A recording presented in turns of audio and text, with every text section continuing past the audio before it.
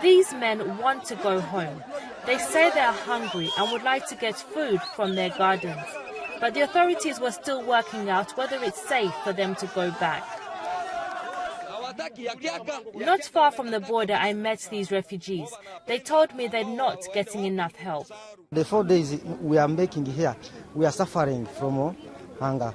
Children, many people we are suffering a lot. At least we better go back there because the gardens are there. Eventually, the refugees were allowed back across the border.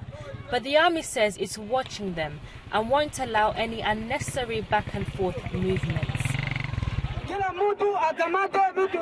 Help did come for some.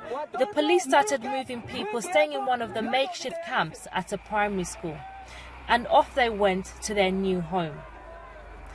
The Ugandan government and aid agencies say they needed them to move to a safer location in order to support them.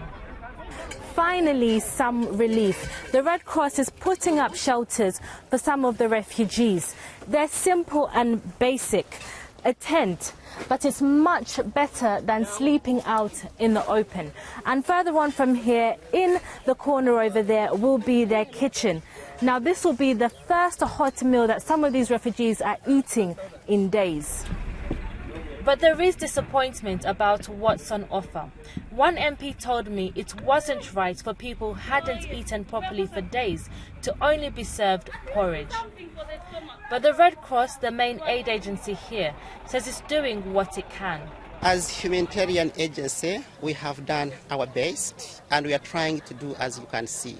All these preparations have been done by collective joint efforts of everybody, including the government.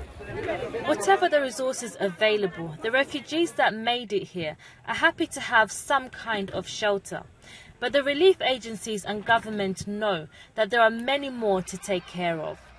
Catherine Biaruhanga, BBC News, Bundibujo, Western Uganda.